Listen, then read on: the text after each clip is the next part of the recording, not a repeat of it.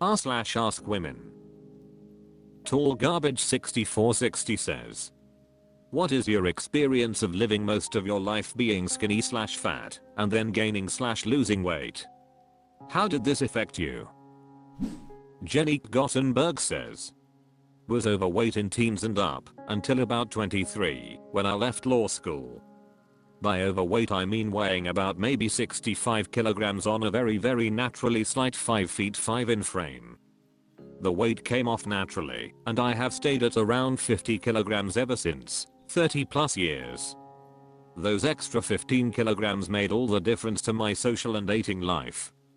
I was invisible before I lost them, and it made no difference to anyone that I was a qualified lawyer with no debt or bad habits like drinking or overspending, or a propensity to drama etc etc. None at all. Positive_lemon_2683 says, I was skinny fat my entire life. Thin limbs but I have a belly. I looked like Piglet from Winnie the Pooh. And I had aches and pains everywhere, gained lots of weight after I turned 30. Couldn't fit into any of my clothes. But my backache has gone away and I have more energy. DMH_75032 says, check out r/Mount Gero. There are a ton of on-topic posts in that sub. From _Dust says, not many of us skinny folks seem to recover, / Thinking Inkling says, most of my life I have been quite skinny, with no muscle at all. I have a very fast metabolism. It never really posed any issues for me until college, when I became depressed and barely ate 400 calories a day. I felt horrible all the time and people often pointed out how bony I was, which is never a nice thing to hear. I tried to eat more, but I had developed acid reflux problems, so it was extremely difficult. However, I went abroad for a while and was able to get consistent exercise and eat good food. I'm from the US. The constant walking got my appetite growing, and over the 4 months I was there I gained a crazy amount of muscle that I'd never had before. Now I eat healthy and exercise regularly, cardio and weightlifting, and I think this is the healthiest and best I've ever looked. There are weird things though that I'm still coming to terms with. It's weird when the tops of my thighs rub together if I'm walking around naked or in a bikini. It was weird when my pants suddenly got too small, and it was because my thighs but were bigger from walking so much. It's weird to have abs and also have more stomach rolls. When I get in the pool I can just feel all the flesh in my butt/thighs rippling around, never had that before. It's weird to lay on my arm when I'm in bed, or cross my arm over my face and feel a pretty pronounced bicep muscle there. My face is rounder, which I don't like, but I know it looks healthier. It's weird to have my thighs squished together when I'm lying on my side. It's much more comfy than just my knees touching though. Sometimes I feel really sexy and feminine and strong. I look at my new muscles moving around and I'm like wow. Then sometimes I feel like I'm getting fat or looking frumpy. I'm just not used to being so heavy. Comparative LIE was 110 at my lowest and now about 134. It's been an adjustment. My butt looks great. The Piplasashia says, I've always been the fat girl. I lost a lot of weight on a starvation diet as a teenager. I didn't know how to handle the attention. Gained all the weight back by 22. Remained obese through children. Started trying to eat better around 40. Lost weight, got a divorce, met a new man, and proceeded to gain almost all of it back.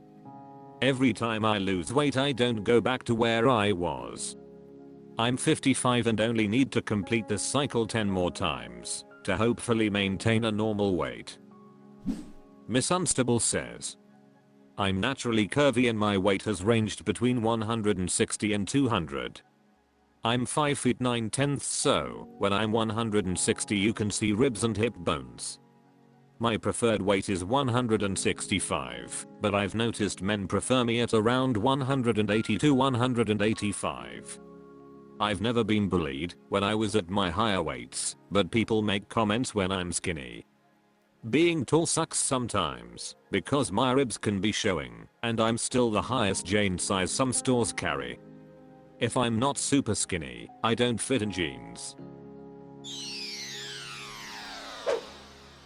r/AskWomen. Wolfish says, women who are significantly older than their so how's it going?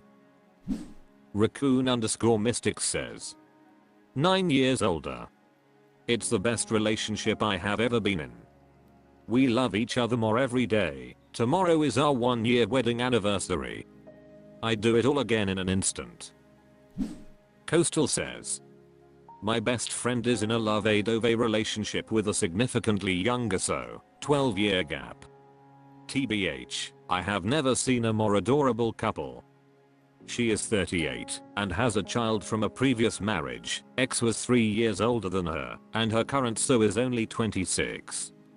I have always thought these relationships won't work. But they are so head over heels for each other and they are both gorgeous PPL, inside out. I can't speak for him obviously, but my friend is the happiest I have seen and we knew each other like forever. I love it when this kind of fairy tale comes to life and I love how the right partner would make you glow like the sun. Jax_in says, me and my so are 10 years apart. He's 21 and I'm 31. We do plan on having kids in a few years. It's been the best relationship I've had. We are in different stages in some regards, but in others it has no difference. I'd rather have this love and run the risks than never have experienced it. Fredata says, 8 years older, I'm 45. Together for 11 years, married for 3. We are very happy together. Fresgel5788 says, 7 years older. So far so good. Cantarad says, I'm 49 and I'm 15 years older than my fiancé. We've been together for 5 years so far and still as smitten, if not more so, as when we first got together. Hara Companion says, is 5 years significant? She's currently pregnant with our first. Winter Consequence 4 says, horrible. Won't do it again. Decisa Tuna says, I'm 8 years older and we've been together 3 years. We love sharing movies, music and video games. It's a great time, healthier than any relationship I've ever had. We are both neurodivergent and in therapy, which I think helps. We understand each other and love learning about each other's interests. Gratefulant Content says, 28 years since we met, 27-year anniversary this year. We have a 7-year age difference. Still pretty much the same as in the beginning, except more grey hair and weight, but we are still happy. Wildweed says, it was hard, honestly. Took him years to work on his stuff, but now we are in a good place. We broke up several times over the years, but I think we finally figured out the bumps enough to ride this ride together. Mist Pudding says, 10 years gap here. Being in different life stages does add some difficulty, but overall I'm very happy and don't regret it for a second. Maggie says, I'm 9 years older and we've been together 8 years, married for 5. It's disgustingly good. SWST112 says, I'm 8 years older than my so, been together 3 years. It's going well, and our age difference never really seems to matter. Sometimes one of us makes some sort of pop culture reference and the other has no clue about it, which makes for a lot of laughs. It's been a lot of fun sharing the movies and music from my time, and learning about the movies/music from his. Wrestling Woman says, 4 years older. It's going great. We've been together for 16 years. Routine_camp7308 says, I'm 4 years older, but we started dating when he was 21, still in college, and I was 25, had already been working for 3 years. Navigating 2 different life stages was tough, But we stuck it out and are now 27 and 23, both working professionals. Challenges came from being in different life stages rather than different ages. Things are pretty easy these days. r/AskWomen. Which of these bro says? How do you respond when other women are sexist? For example, when a girl says she's grossed out by a guy crying, or shows a solicited DCK pic to her friends without his consent, or thinks it's okay to pursue someone who's too drunk or just not interested, because men always want sex, or says/does anything else that enforces gender roles or double standards. Bizaspidus says, I don't, I just usually just avoid interaction with them. Tratinid says, do you all think guys warn their sexist friends? Tratinid says, sexist against other women, sexist against men. Alternative_Sky1380 says, I would say it's inappropriate, then take a huge step away from that person. Clearly not my people. One Tris says, I call them out and make them question their reasoning, and most of the time they listen. Contrary to men, whom I don't even try to convince, but just insult or avoid if they are misogynistic, women can think and may take you seriously. Amandalyn26 says, I avoid her. Devilmaker57 says, I've never met one of those. Brunita Skeleton says, usually I don't say anything, I just roll my eyes knowing that she's going to have a rude awakening in a few years and look back on her behavior and cringe. Levin Leonard says, I just stopped hanging out with people of that mindset. I tell them I don't agree in a calm manner. But degrading people for emotions or using people for entertainment. Now I'm good, I don't even have the desire to hang out again. Grizzly Momant says, I usually am the kind of person that will call it out. A pet peeve of mine is when friends talk meanly or down to their partners for having any emotions. My friend's grandpa died, and at the wake, kinda reception, his wife would not stop going on about how him crying was going to negatively affect their son and make it harder for him to toughen up. It was amusing how quickly she backtracked when she noticed we were all glaring at her, and when someone was about to say something she did the whole "oh, I was just trying to lighten the mood, it was a joke" nonsense. Ladalamondrop 209 says, just like how I wouldn't bother with sexist men, I'm not gonna bother with sexist women. Not that generous to dole out free education. Teteterabithia says, my first option, why? I like to make them tell me all of their sexiest way of thinking, so I know I don't want them close, and also can tell them a few things, even if they don't want to hear me. Also, that's not right. Do you actually think that way? That's cruel, that's sexist. My favorite one, when I'm not in the mood to explain things, that's a stereotype. Stop it. No, it's the sexy century, not Zv.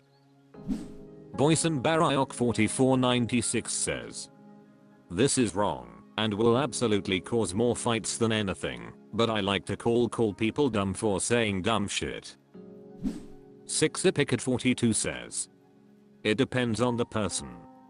If it's a friend, then I would call them out on it, but I'm not friends with anyone who would say or do things like that. If it's an acquaintance, I would likely do something along the lines of that, telling them that makes me uncomfortable, and disengage from the conversation. Sad Sledgermain says, I don't. It's not my job to tell other people what they can think or not, and regardless what I feel about them or their ideas, they won't change their ways. If it goes beyond personal preference in a consenting relationship and starts going anywhere near harassment or worse, I just remove myself from her company and her from my social circle, warn any friends I might have, and move on with my life. Nintendo Innuendo says, typically if someone says something out of pocket, regardless of what it is, I'll ask them to repeat themselves. Probably 50% of people realize they've messed up right then. After that I basically just ask why. in some form or another over and over until they explain themselves into a hole.